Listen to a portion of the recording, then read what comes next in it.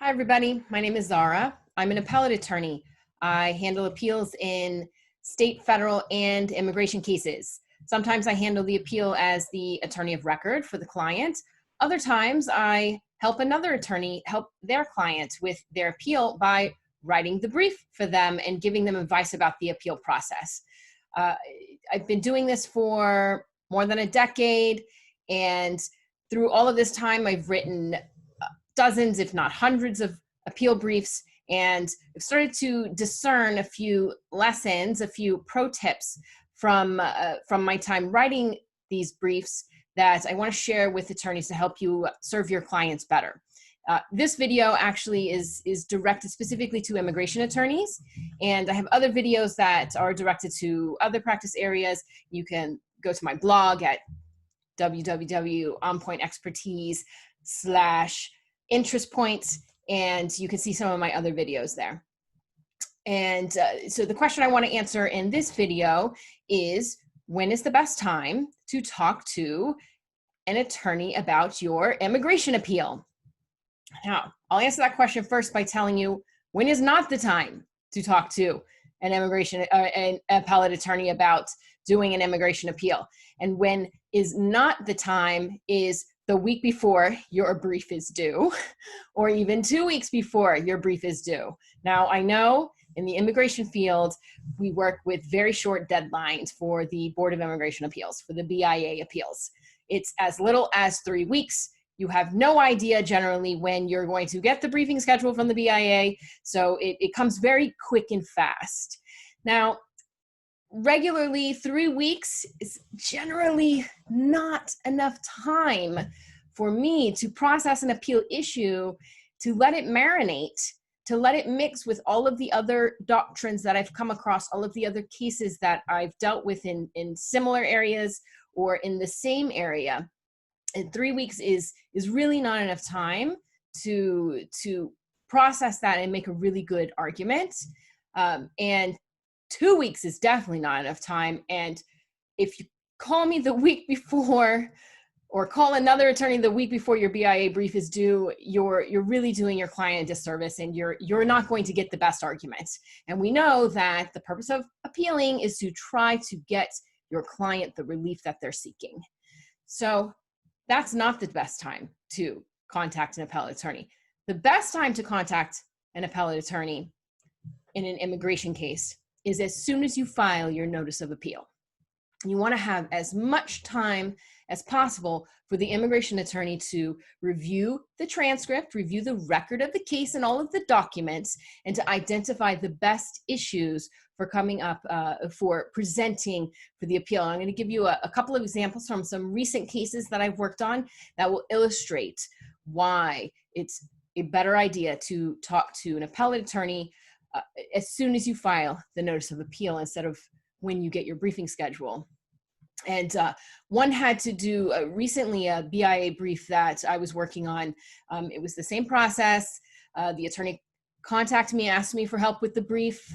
As soon as he got the briefing schedule from the BIA, which was good, so he didn't call me the week before, but he called me a few weeks before. And as I was able to work it into my schedule, and then I spent the time looking at the transcript to find the best arguments, I noticed that there was an issue with the transcript. Now, normally when there's an issue with the transcript, some piece of the testimony is missing and it needs to be corrected. You have to file a request to correct the transcript with the clerk of the BIA. And you're supposed to make that request before your brief is due so that they can process it and decide and change the transcript if they're willing to do that, or tell you why they won't.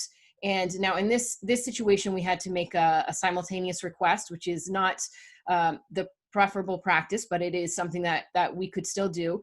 But the best thing would have been if I had had sufficient time to review the record well before the briefing schedule came out, so that I could get that transcript corrected and have a corrected transcript when I was writing the brief.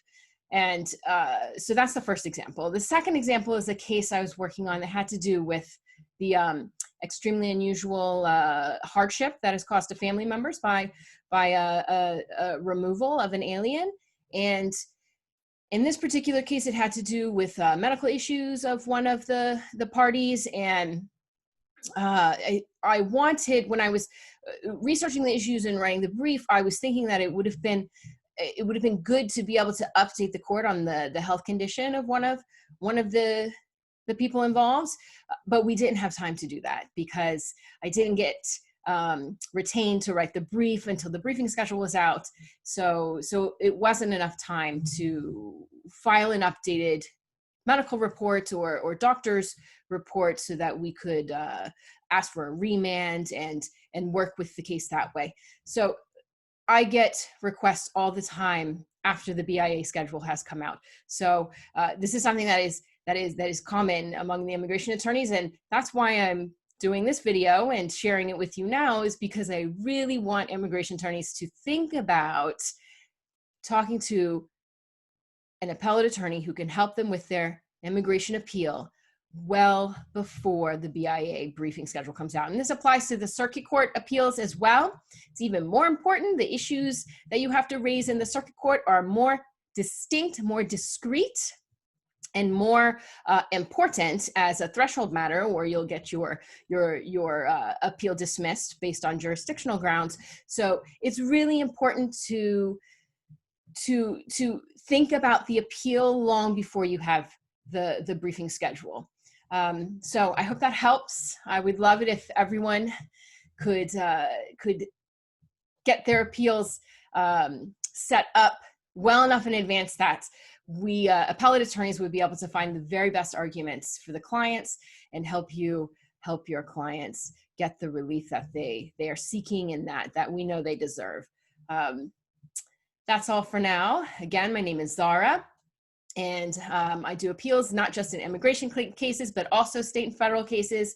You can go to my website, www.onpointexpertise.com, and learn more about my services. You can see my other videos, and you can send me an email or leave a comment in the box, and I would love to talk to you. Thanks. Until next time.